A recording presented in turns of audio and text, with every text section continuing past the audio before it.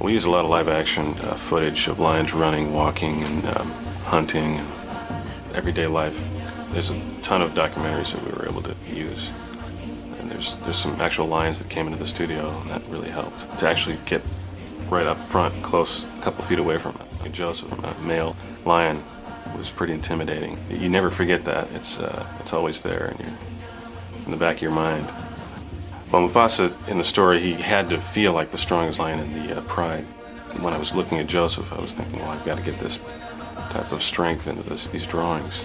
In the drawing, I would exaggerate some certain anatomical things, like the shoulders and the arms and the size of the head and things, more than you would see in nature, because that would help to sort of sell the difference between him and the other lions. One of the first things I like to get is a photograph of the voice talent, if at all possible. And in this case, Jonathan Taylor Thomas. I had received one of his black and white publicity photos. And right away, there was some really nice, appealing qualities to Jonathan that I thought would be really nice if I could get some of those elements into Simba. Not that Jonathan looks like a lion cub, but there was just, there's an appealing quality to Jonathan that I really wanted to get into that. You can't do anything to me. Technically they can. We are on their land. But Zazu, you told me they're nothing but slobbering, mangy, stupid poachers. That coupled with the fact that we did a lot of research. Actually, we had Jim Fowler down from the Mutual of Omaha's Wild Kingdom show, and he brought in lion cubs and a full-grown lion to the studio, and we actually got to observe these lions playing, and actually afterwards got to touch and pet them. So it was a combination of the actual animal, the lion, and its unique qualities, coupled with some of the nice appeal and the character that I saw in Jonathan, that I really started mixing the two together, as well as then putting my own ideas and of the acting and the performance into the character, and that all kind of comes out as Simba, hopefully. Early on, the directors liked the way Mufasa was turning out. We wanted to make sure that Simba looked like, when he grows older, he could look kind of like Mufasa, not as filled out, but still graphically of the same family. And at the same time, we wanted to make sure that the adult Simba looked like an adult version of Cub Simba. Simba? To me, as an animator, I really feel like an actor. Even though we work with a pencil, we don't put ourselves in front of the screen. But it really is acting. People ask me sometimes, oh, you have to do all these drawings, and aren't you getting bored? And we don't think about drawing, we think about acting. He basically says, idiots, I will be king.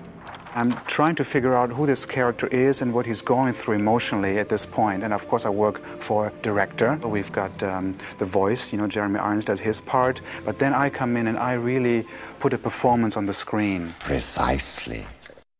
And for a character like Scar, it is an animal. So you have to bring animal qualities, a real lion walk and how a lion moves and their mannerisms. Plus, you have to humanize that and have real facial expressions that a human has. So it's a funny combination of things. It's different than animating a human character. And I've had experience with humans mostly, even though I've done characters like Roger Rabbit or Mickey Mouse, but they are human characters. They walk on two legs, and the actions and acting is very humanized. This was supposed to be different. These were real lions who walk with lion weight and have lion mannerisms, and yet you still are supposed to portray a humanized personality. And I remember thinking, oh my God, you don't have hands to work with. Hands are so important to express a character's emotions. They say so much, and you don't have that with these characters. So what do? Well, you concentrate much more on the overall body attitude. It's the character sad, or is it suspicious? Also the angle of the head, the face, says something. I'm surrounded by idiots. To me, a villain only works if he's also interesting. That's more tough. You can have him beat people around and have him call people names and that sort of thing, and just show him doing evil things, but he has to be an interesting person, an interesting character. So that's what you're really working at, is like, who is this guy? You know, how does he feel about himself and the other characters? What are his likes and dislikes? What he would have for breakfast? You're trying to come up with a very whole personality. You build mannerisms.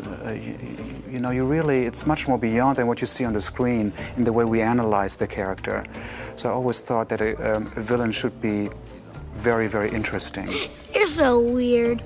You have no idea. I came onto the film quite late. I already had a whole mass of supporting stuff that was already done for me. But I basically came in and finalized the design for the character. You follow old Rafiki, he knows the way. That basically came out of a wish to try and make a mandrill, which is what he is.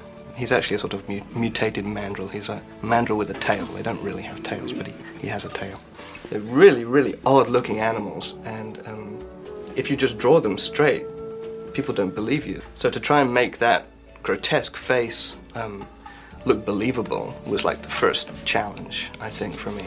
To try and get these strange blue stripes working in the design, and so they could actually move when he talked, and they would actually appear appealing and not so grotesque. Even though he has to appear slightly crazy, they have this sort of strange posture, which we don't have because we're kind of used to it. So that was something that I thought could really make him still look like a monkey, even though he was acting like a person.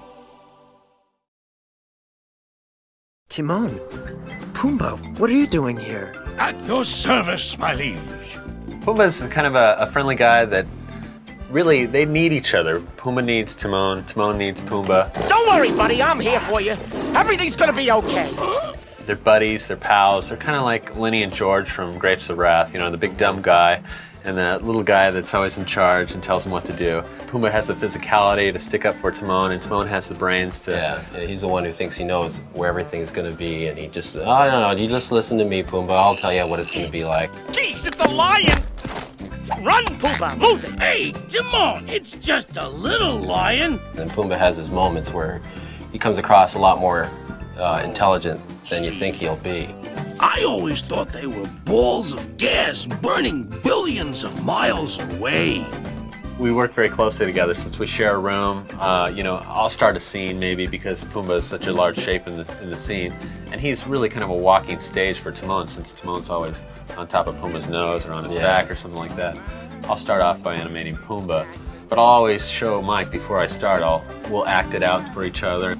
It's usually Tony first, then me, and sometimes it goes back and forth, because if there's a lot of interplay with them physically, then a lot of times it'll just mean, you know, I'll do my little bit, give it to him, he'll do it, and then give it back. And because it's kind of difficult when you're doing comedy, especially with two characters working closely together. You know, just like any comedian duo, I'm sure they have to work out a choreography, a routine, you know, if you will, to a scene.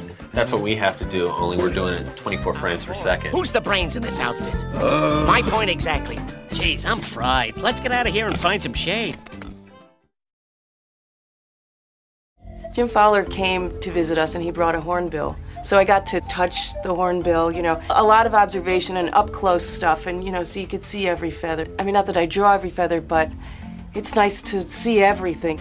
So we learned all this stuff about muscles and what muscle does what, and there's a lot of correspondence between animal bodies and human bodies. So that was good, because you had a kind of a framework that said, okay, so you can use your own self as a model for the way this bird is going to work. It probably looks funny to somebody else, but it really helps for me to get up and move through my scenes the way I see him moving through the scene, so that I can kind of internalize that stuff, because a lot of the way I work comes, I mean, I gather this intellectual stuff, but then a lot of it, you have to like get it into you and then bring it out of you, so it comes out in this feeling, as opposed to, okay, well, I've got to raise the right foot and move it a quarter of an inch and put it down again. It's not like that. It's like you get all this stuff into your own blood, and then it just comes out. Oh, just look at you two, little seeds of romance blossoming in the savannah. Your parents will be thrilled.